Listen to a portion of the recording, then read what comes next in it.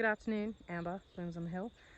I'm in my dahlia paddock and I'm just harvesting a few dahlias that can go to market tomorrow. I'm heading off to Yarragon. So normally I'd pick Friday morning and then go to market on the Saturday. I actually didn't this time around. I harvested as much as I could yesterday morning because it was about 36 degrees Celsius.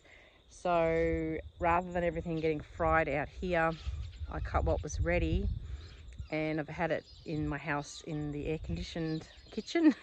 So everything kept as cool as I could keep it cool. They were either going to die out there, and if any have gone over that have been picked, then I'll just have to discard them. But either way, they weren't going to make it. But actually they held up pretty well, so that's good. So they're okay to take to market. But I'm getting the last few that opened up, but I have to be very strategic with my picking because I've got a wedding next week. So this is a wedding that's at the Budgery Hall, which is only just up the road, which is great. And I'm doing a bride's bouquet. There's 3 bridesmaids little baskets arrangements. There's a handful of buttonholes. There's 3 corsages. There's a arbor arrangement, which I'll have to go up and do that probably about the middle of the day, because I think the wedding's at 3. I have to confirm all the details. And then I'm also supplying them with buckets of flowers so they can do jar posies and bud vases, and also some flowers so that they can make an arrangement for the cake, which the mother of the bride is going to do that. So a fair bit of stuff. I certainly have enough dahlias still. There's quite a lot in here. There's quite a lot in my other patch. They are, bizarrely, it's only the end of February. They're starting to get that look about them that they get towards the end of the season. And it's really early. It's Easter at the end of March, so it's really quite early, and I think that the dahlias know it, because after Easter the weather generally gets colder and the plants seem to be tiring. And the buds that are coming now, they're sort of smaller, and yeah, so I'm not overly confident about it. But I've got other plants as well as the dahlias to go with this wedding. The colour theme that she's having is burgundy, so there are actually burgundy, I don't know, can you see them in the background? Burgundy dahlias over there, burnt orange sort of colour, and a sage green. So I'm going to do the best I can to accommodate those colours for the bouquets and the arbor. And the rest of the DIY buckets, she's not fussed about what colours, which is great, because otherwise I think I'd run out of flowers very quickly. The cake would be great, I think, if they were the same colours as the wedding theme colours. So anyway, I'm just picking today, and I'll give you a bit of a February tour. I haven't done one for a while. It has been a bit strange because of the weather that we had and the power outage, and that all came back on Monday, late Monday afternoon. So we were without power for 6 days, nearly 7 days. So anyway, it is what it is. So this is my Winky Cavaliers. Normally they do really well. Down in the paddock, I'm going to look at the fertility in here. We're going to bomb it with a lot of compost, this whole area. There's vegetables over there as well. A dog that's burnt himself out by playing with a bucket. Yeah, we're going to hit it with a lot of compost. I had a soil test done in this area. It needs lime, so we're going to hit it real hard, this whole space. So hopefully it'll improve things here for next year. Just looking at the flowers, they're starting to do that thing. They're just not as big. They are getting that, there's a special name for it when they end up sort of being like a half crazy mental flower. So some of those are happening. The flower's a bit misshapen.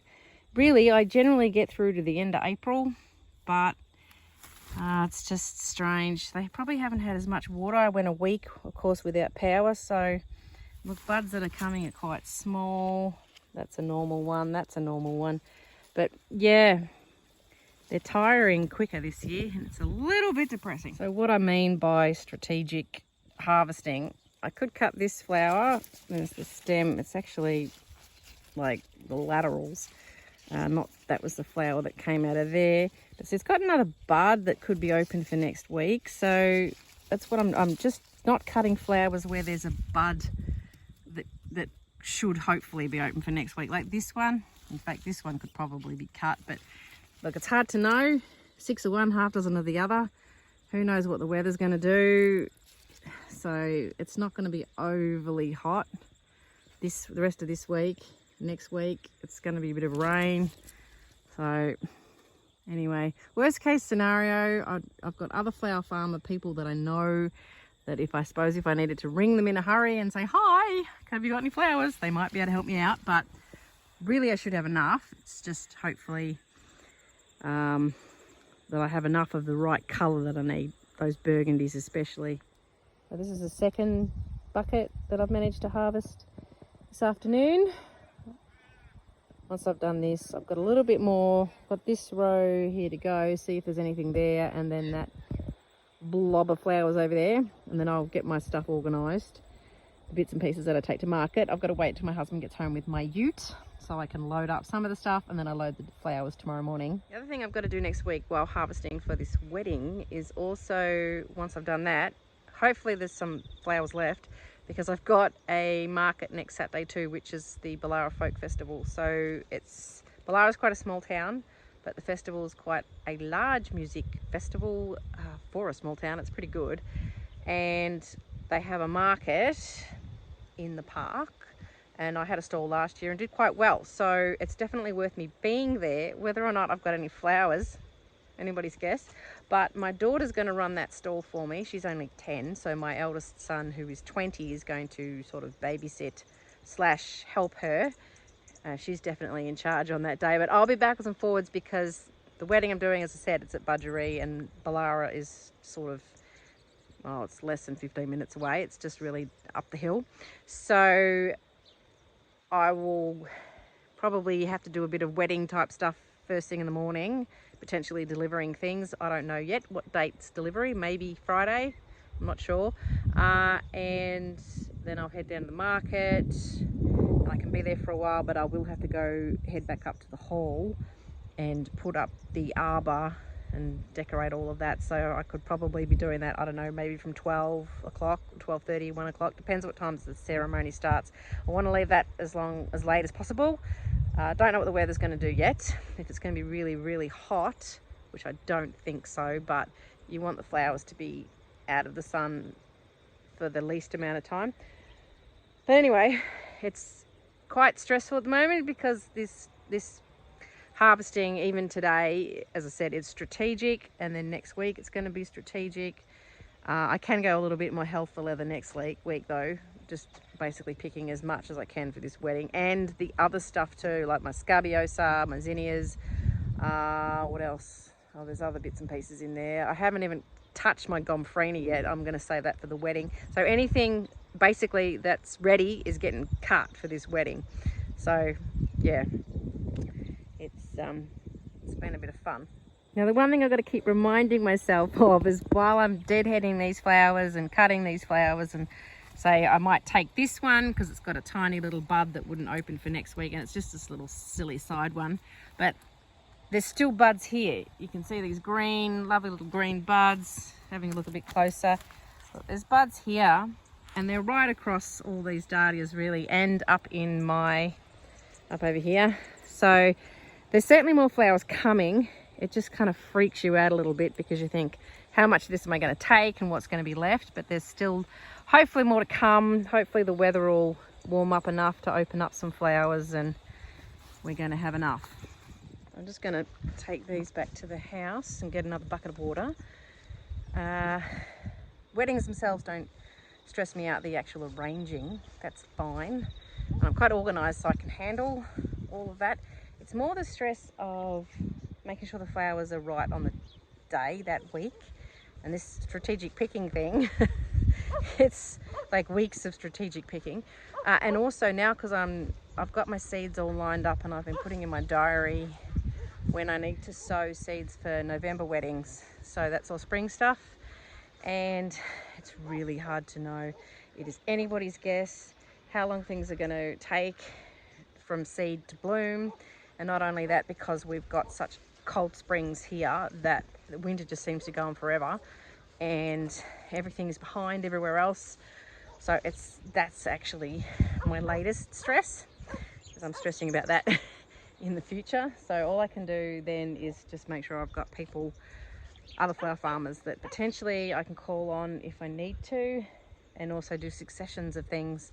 So hopefully that you have enough. So if you try doing this yourself for a wedding, yeah, it's a lot of planning. The other thing I've done is actually booked in to have a stall at a bridal expo, which will be at Lardner Park in Warragul, and that's April 7th.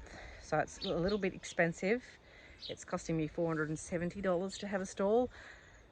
Advice I keep hearing is that wedding expos, they're not really worth it, but I'm going to give one a go and just see how it runs. I'm going to have to get some little brochures printed up. So next week at this wedding I'm going to take my good camera and get some photos of their bud vases and jam jar posies and things that they do themselves, because I really want to promote that side of it, the whole DIY kind of thing. So my little angle will be the whole bucket and posies wedding, which is what the fabulous Georgie Newbury does in England. She does that.